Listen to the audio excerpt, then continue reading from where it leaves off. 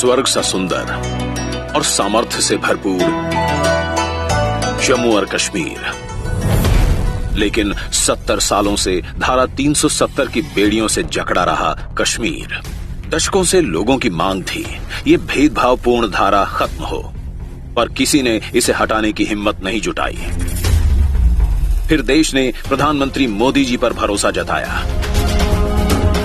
मोदी जी ने कर दिखाया। फौलादी इरादों के साथ 370 को हटाने का साहसिक निर्णय लिया।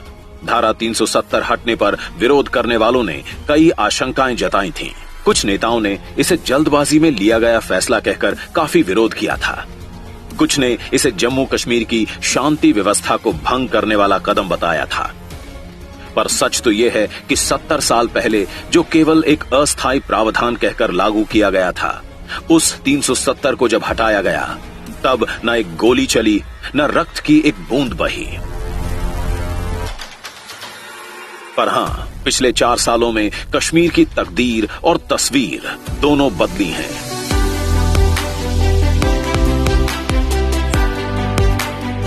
धारा 370 के खत्म होते ही शांति बढ़ी, सुरक्षा बढ़ी, जीवन बदला। आतंकियों के हौसले पस्त हुए, अलगाववादी अलग थलग पड़ गए। 2019 से अब तक 182 आतंकी मारे जा चुके हैं। 89 टेरर मॉड्यूल ध्वस्त कर दिए गए, पत्थरबाजी की घटनाएं बंद हो गईं और अब कश्मीर में स्कूल बंदी और हड़ताल बीते दिनों की बात हो गई है। 2018 के मुकाबले 2022 में लॉ एंड ऑर्डर मामलों में 97%, जबकि आतंकी घटनाओं में 45% की कमी आई। इस साल सीमा पार से किसी भी आतंकी ने घुसपैठ की हिम्मत नहीं जुटाई। अब जम्मू कश्मीर लोकतंत्र को मजबूत करने वाला प्रदेश बन गया है। वहां आज 35,000 इलेक्टेड रिप्रेजेंटेटिव्स पंचायतों तक की व्यवस्था संभाल रहे हैं। शांतिपूर्ण चुनाव से लोकतांत्रिक नींव मजबूत हुई है। जम्मू और कश्मीर में पहली बार ब्लॉक डेवलपमेंट काउंसिल के चुनाव हुए, जिसमें 98% से ज्यादा वोटिंग ने लोकतंत्र के प्रति लोगों की अडिग आस्था को जाहिर किया। पहली बार 3 स्तरीय पंचायती राज व्यवस्था राज्य में बहाल हुई। धारा 370 हटी तो लगभग 900 केंद्रीय कानून कश्मीर में लागू हुए। डोमिसाइल का अधिकार अब सभी स्थायी निवासियों को हासिल है। कश्मीरी महिलाएं भी अब रियल एस्टेट में मालिकाना हक पा सकती हैं। 57,500 करोड़ रुपए के प्रधानमंत्री विकास पैकेज के तहत हो रहे विकास कार्यों में आई अभूतपूर्व तेजी। इससे अब जम्मू कश्मीर की पहचान बदलने लगी। अब ये देश की सबसे लंबी हाईवे टनल चेनानी नाशरी के लिए जाना जाता है। अब ये दिल्ली अमृतसर कटरा एक्सप्रेसवे के लिए जाना जाता है। अब ये प्रदेश दुनिया के सबसे ऊंचे रेलवे पुल चिनाब ब्रिज के लिए जाना जाता है। जम्मू और श्रीनगर अब उभरती हुई स्मार्ट सिटीज के रूप में जाने जाते हैं। यूपीए के समय रेंगता हुआ विकास अब बड़ी छलांगे लगाने लगा है। यूपीए के समय प्रदेश का रेलवे बजट में हिस्सा था लगभग 1100 करोड़ रुपए, जो कि आज एनडीए के समय में है करीब 2400 करोड़। यूपीए के समय यहां तकरीबन 3100 किलोमीटर सड़कें बनी थीं। एनडीए के समय 11,400 किलोमीटर के करीब सड़कें बनी हैं। राज्य में पहली बार एम्स, आईआईटी और आईआईएम जैसे बड़े संस्थान आकार ले रहे हैं। श्रीनगर में G20 की हुई मीटिंग्स ने साबित कर दिया कि जम्मू और कश्मीर सफलतापूर्वक बड़े अंतर्राष्ट्रीय आयोजन कर सकता है।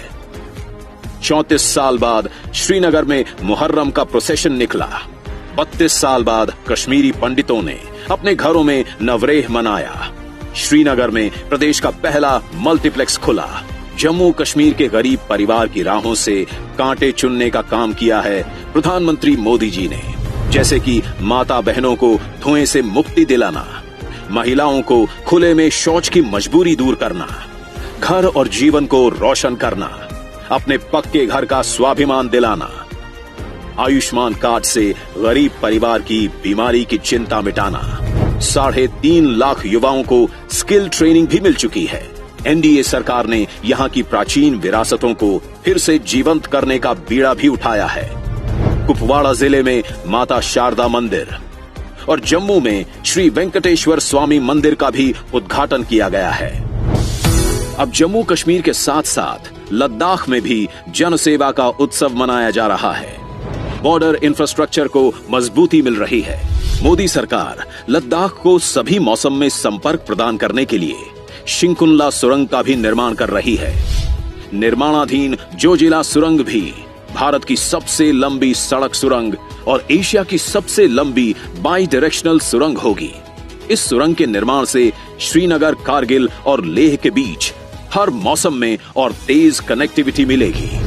एनडीए सरकार लद्दाख में देश का पहला ग्रीन हाइड्रोजन प्लांट बना रही है। लद्दाख देश का पहला स्थान होगा जहां जल्द ही फ्यूल सेल इलेक्ट्रिक व्हीकल चलेंगे। लद्दाख करीब 70% भारत नेट कनेक्टिविटी के साथ डिजिटल इंडिया की बेहतरीन मिसाल बन रहा है। लद्दाख की गरीब माता बहनों को 11,000 से अधिक उज्ज्वला गैस सिलेंडर पहुंचाए गए हैं। लद्दाख में 33,500 घरों को नल से जल पहुंचाया गया है। आयुष्मान योजना के 1.3 लाख लाभार्थी हैं। करीब 2,100 पीएम आवास बनाए गए हैं। 960 करोड़ के मुद्रा लोन दिए गए हैं। अब जम्मू कश्मीर, लद्दाख अंधकार में नहीं, यहां विकास का सूरज प्रकाश बिखेर रहा है। जय हिंद।